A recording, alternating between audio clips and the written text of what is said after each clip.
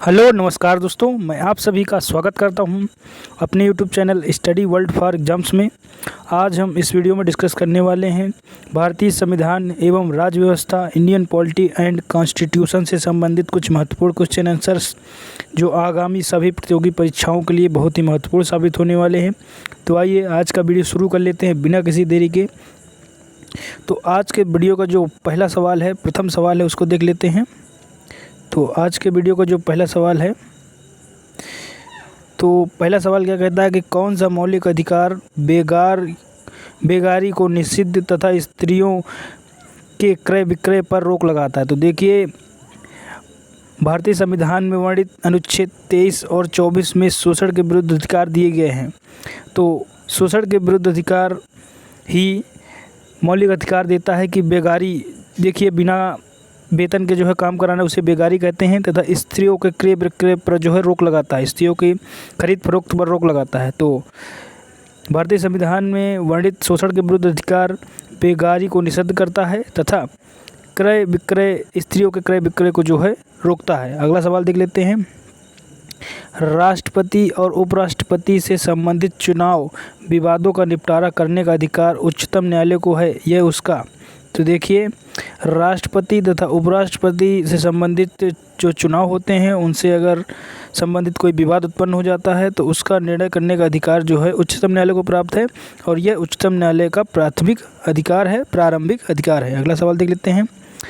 संविधान में उल्लिखित मौलिक अधिकारों में कौन सा निलंबित कर सकता है? तो देखिए, संविधान में जो मौलिक अधिकार दिए गए हैं कुल मिलाकर 6 मौलिक अधिकार दिए गए हैं, और अनुच्छेद 12 से 35 तक वो वर्णित है भारतीय संविधान में। तो मौलिक अधिकारों को निलंबित करने का अधिकार जो है राष्ट्रपति के पास है। राष्ट्रपति, एक यहाँ पर राष्ट्रपति लिखा है, लेकिन राष्ट्रपति इंडियन प्रेसिडेंट, इन्हीं के पास यह अधिकार है कि वह समय आने पर या नेशनल इमरजेंसी लागू होने के समय या देश में आपातकालीन स्थिति आने पर जो है व्यक्तियों के मौलिक अधिकारों को जो है निलंबित कर सकते हैं। अगला सवाल देख लेते हैं। अगला सवाल देख लेते हैं।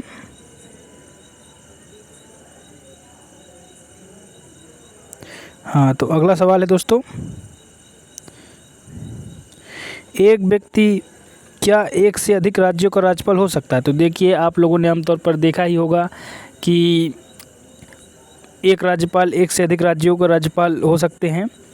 तो अभी भी ऐसे कई राज्यपाल हैं जो एक से अधिक राज्य के राज्यपाल हैं, जैसे आनंदीबेन पटेल कुछ दिन पहले उत्तर प्रदेश तथा मध्य प्रदेश दोनों के ही राज्यपाल रह चुकी हैं। तो इस तरह कोई भी व्यक्ति राज्यपाल एक से अधिक राज्यों का हो सकता है। तो इसका उत्तर है हाँ, एक व्यक्ति एक से अधिक राज्यों का राज्यपाल हो सकता है। अगला सवाल देख लेते हैं।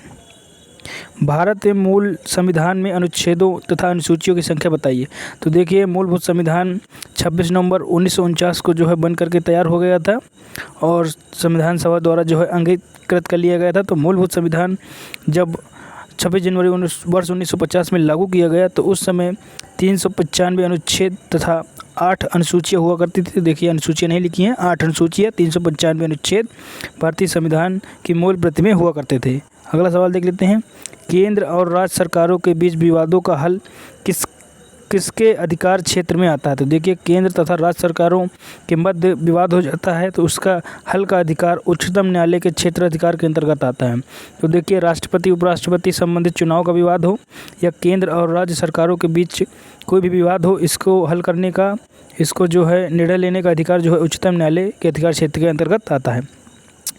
नए राज्य बनाने संबंधी बिल को पेश करने के लिए किसकी अनुशंसा आवश्यक होती है? तो देखिए, यदि भारतीय भूमि के अंतर्गत, भारतीय क्षेत्र के अंतर्गत कोई भी नया राज्य जो है इस्टेब्लिश करना चाहती है, संसद बनाना चाहती है, तो उससे संबंध में जो है जो भी बिल पेश करेगी उससे पहले राष्ट्रपति की अनुमति लेना आवश्यक है। तो देखिए, राज्य बनाने संबंधी बिल को पेश करने के लिए जो है राष्ट्रपति की अनुशंसा लेना आवश्यक है संसद को। अगला सवाल देख लेते हैं, मौलिक अधिकार न्यायालय में परिवर्तनीय है या नहीं। तो देखिए मौलिक अधिकार न्यायालय में परिवर्तनीय है। परिवर्तनीय का अर्थ है कि चैलेंज किया जा सकता है। अगर किसी के भी मौलिक अधिकारों का हनन होता है तो वह कोर्ट पे चैलेंज कर सकता है। तो देखिए मौलिक अधिकार न्यायालय में परिवर्तनीय है, चैलेंजिंग है, उनको जो है वाद योग कहा जा सकता है। वह न्यायालय में जो है जा करके अपना अधिकार मांग सकता है। जबकि नीति निर्देशक सिद्धांतों की बात की जाए तो वह वाद योग नहीं है, परिवर्तनीय नहीं है। अगला सवाल देख लेते हैं, मौलिक अधिकारों का निलंबन किस स्थिति में होता है। तो देखिए युद्ध या बाह्य आक्रमण दोनों ही परिस्थितियों में जो है मौलिक अधिकारों का निलंबन हो जाता है। अनुच्छेद 20 और 21 ये दो ऐसे मौलिक अधिकार हैं, इन दो अनुच्छेदों में वर्णित मौलिक अधिकार हैं, वह इमरजेंसी या युद्ध के समय भी निलंबित नहीं होते। उसके अलावा जितने भी अनुच्छेद में दिए गए हैं मौलिक अधिकार वह जो है निलंबित कर दिए जाते हैं राष्ट्रपति के द्वारा। तो युद्ध या बाह्य आक्रमण की स्थिति में जो है राष्ट्रपति मौलिक अधिकारों का निलंबन कर सकता है। क्या उपराष्ट्रपति को महाभियोग द्वारा हटाया जा सकता है। तो देखिए राष्ट्रपति तथा उपराष्ट्रपति दोनों को ही दोस्तों यहाँ पर उपराष्ट्रपति की बात की गई है। तो देखिए राष्ट्रपति को जो है महाभियोग के द्वारा हटाया जा सकता है, जबकि उपराष्ट्रपति को जो है राज्यसभा के द्वारा 2/3 बहुमत से बिल पास करके जो है हटाया जा सकता है। तो उस उपराष्ट्रपति को महाभियोग द्वारा हटाया नहीं जा सकता है, उसको राज्यसभा द्वारा जो है जब देखिए जो उपराष्ट्रपति होता है राज्यसभा का पदेन सभापति होता है। तो राज्यसभा में उसके खिलाफ अगर 2/3 वोटिंग हो जाती है उसको हटाने के लिए तो उपराष्ट्रपति हट जाता है, उस पर महाभियोग नहीं लगता। अगला सवाल देख लेते हैं, राज्यपाल राष्ट्रपति के परामर्श से अध्यादेश जारी कर सकता है, यह अनुच्छेद में उल्लेखित है। तो देखिए राज्यपाल राज्य का जो है सर्वोच्च पद पे बैठा होता है, जैसे राष्ट्रपति केंद्र के सर्वोच्च पद पे बैठता है। तो राज्यपाल राष्ट्रपति के परामर्श पर अध्यादेश जारी कर सकता है, वह भारतीय संविधान के अनुच्छेद 213 में वर्णित है। और इसी प्रकार अगर राष्ट्रपति की बात की जाए तो राष्ट्रपति अनुच्छेद 123 के तहत अध्यादेश जारी कर सकता है। तो राज्यपाल राष्ट्रपति के परामर्श से अनुच्छेद 213 के अंतर्गत जो है राज्य में अध्यादेश जारी कर सकता है। अगला सवाल देख लेते हैं, संसद के 3 अंग कौन से हैं। तो देखिए भारतीय संसद के 3 प्रमुख अंग हैं, इन तीनों अंगों को मिलने से ही संसद का निर्माण होता है। तो लोकसभा, राज्यसभा तथा राष्ट्रपति ये तीनों प्रमुख अंग हैं जिससे संसद का निर्माण होता है। तो संसद के प्रमुख 3 अंग लोकसभा, राज्यसभा तथा राष्ट्रपति हैं। अगला सवाल देख लेते हैं दोस्तों, अगला सवाल है, लोकसभा में अनुसूचित जाति व अनुसूचित जनजाति के लिए कितने स्थान आरक्षित हैं। तो देखिए लोकसभा में जो है अनुसूचित जाति के लिए कुल मिलाकर 78 स्थान तथा अनुसूचित जनजातियों के लिए 42 स्थान जो है आरक्षित हैं। तो याद रखिएगा लोकसभा में अनुसूचित जाति तथा अनुसूचित जनजाति के लिए स्थान आरक्षित हैं। तो अनुसूचित जाति के लिए 78 स्थान तथा अनुसूचित जनजाति के लिए 42 स्थान आरक्षित हैं। और भारतीय संविधान के अनुच्छेद 330 में यह वर्णित है कि लोकसभा में तथा विधानसभा में अनुसूचित जाति तथा जनजाति का आरक्षण होगा। अगला सवाल देख लेते हैं, उच्च न्यायालय का न्यायाधीश अपना त्यागपत्र किसे देता है।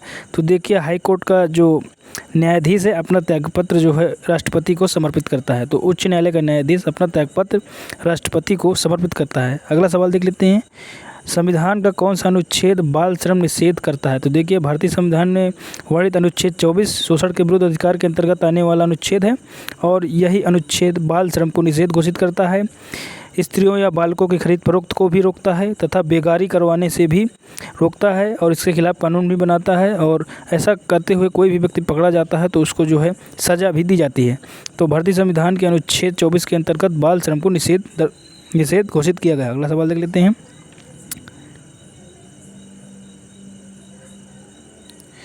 संविधान की उद्देशिका में प्रयुक्त प्रभुत्व संपन्न शब्द का तात्पर्य क्या है। तो देखिए भारतीय संविधान की उद्देशिका में प्रस्तावना में प्रभुत्व संपन्न राष्ट्र के रूप में भारत को दिखाया गया है। तो प्रभुत्व संपन्न का अर्थ क्या है। तो देखिए भारत आंतरिक एवं बाह्य दृष्टि से किसी भी विदेशी सत्ता के अधीन नहीं है, यही प्रभुत्व संपन्नता कि भारत की जनता में निहित है। तो देखिए याद रखना कि प्रभुत्व संपन्न का अर्थ यह होता है कि भारत आंतरिक तथा बाह्य दृष्टि से किसी भी विदेशी सत्ता के अधीन नहीं है, वह अपने निर्णय लेने के लिए स्वतंत्र है तथा भारत की जो है प्रभुत्व संपन्नता भारत की जनता में ही निहित है। तो याद रखिएगा प्रभुत्व संपन्नता का अर्थ है अपने बाह्य तथा आंतरिक निर्णय लेने के लिए वह पूरी तरह स्वतंत्र है, किसी भी विदेशी सत्ता पर जो है भारत देश आधारित नहीं है। अगला सवाल देख लेते हैं, संविधान सभा ने प्रारूप समिति को क्या कार्य सौंपा। तो देखिए संविधान सभा ने जो है प्रारूप समिति को कार्य सौंपा था कि वह परामर्श द्वारा तैयार किए गए संविधान का परीक्षण करे और फिर संविधान को विचार के लिए संविधान सभा के समक्ष प्रस्तुत किए। तो देखिए, जो ड्राफ्टिंग कमेटी थी, प्रारूप समिति को यह कार्य दिया गया था संविधान सभा द्वारा कि वह परामर्श समिति द्वारा तैयार किए गए संविधान का परीक्षण करे तथा फिर संविधान में विचार के लिए संविधान सभा के समक्ष प्रस्तुत करे। अगला सवाल देख लेते हैं। संविधान सभा वही है जिसने भारतीय संविधान का निर्माण किया। अगला सवाल देख लेते हैं। 15 अगस्त वर्ष 1947 से 26 जनवरी 1950 के दौरान भारत का राजनीतिक दर्जा क्या था? तो देखिए, 15 अगस्त 1947 को भारत आज़ाद हो गया और भारत के साथ एक और देश टूटकर बना, भारत के ही साथ पाकिस्तान, जो मुस्लिम कंट्री बना। और 15 अगस्त 1947 से 26 जनवरी वर्ष 1950 जब तक भारतीय संविधान लागू नहीं हो गया, इन वर्षों के दौरान या इन दिनों के दौरान ब्रिटिश राष्ट्रकुल का एक औपनिवेशिक राज्य, डोमिनियन स्टेट का दर्जा जो है भारत तथा पाकिस्तान दोनों को ही मिला था, क्योंकि जब तक दोनों देश अपना संविधान बना के लागू नहीं कर लेते तब तक के लिए डोमिनियन स्टेट का दर्जा मिलेगा।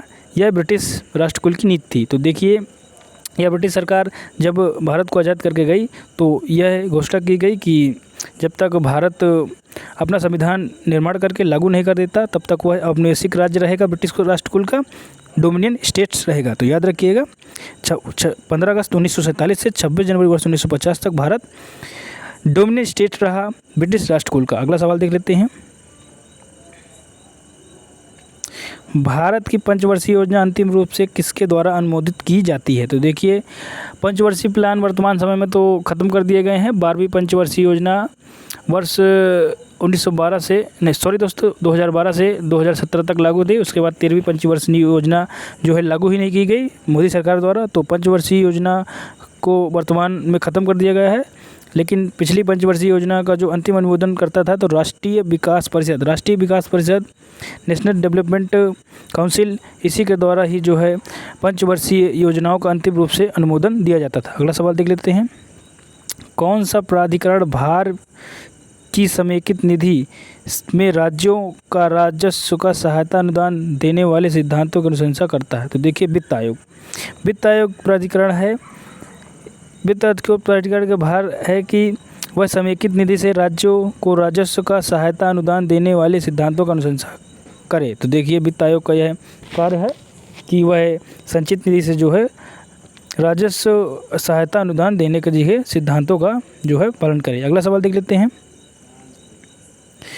ब्रिटिश प्रधानमंत्री एटली ने भारत को सत्ता सौंपने की घोषणा किस तिथि की की? तो देखिए, ब्रिटिश प्रधानमंत्री तत्कालीन थे वर्ष 1947 में क्लेमेंट एटली, और लेबर पार्टी की सरकार थी। और क्लेमेंट एटली ने जो है, जो कि ब्रिटिश देश के या ब्रिटेन के जो है प्रधानमंत्री हुआ करते थे, उन्होंने 20 फरवरी वर्ष 1947 को यह घोषणा की कि वह भारत को सत्ता सौंप देगा, भारत को आज़ाद कर देगा। अगला सवाल देख लेते हैं। जबकि भारत 15 अगस्त वर्ष 1947 में ही आज़ाद हुआ।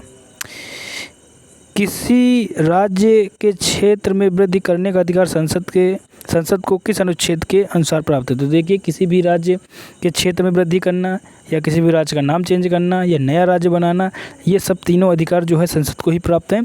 तो किसी भी राज्य के क्षेत्र में वृद्धि करना भारतीय संविधान के अनुच्छेद 3 के तहत यह अधिकार संसद को प्राप्त है। आज का वीडियो यहीं समाप्त होता है। कमेंट बॉक्स में कमेंट करके बता सकते हैं कि आप लोगों को वीडियो कैसा लगा। अगर वीडियो आप लोगों को पसंद आया हो तो लाइक कर दीजिएगा, अपने दोस्तों के साथ भी शेयर करिएगा। शेयर करने के साथ ही मेरा चैनल सब्सक्राइब करना बिल्कुल भी मत भूलिएगा दोस्तों, ताकि मेरे नेक्स्ट वीडियो का अपडेट आप लोगों तक अवश्य रूप से पहुँचे। तब तक के लिए स्वस्थ रहिए, व्यस्त रहिए, मस्त रहिए। नमस्कार दोस्तों।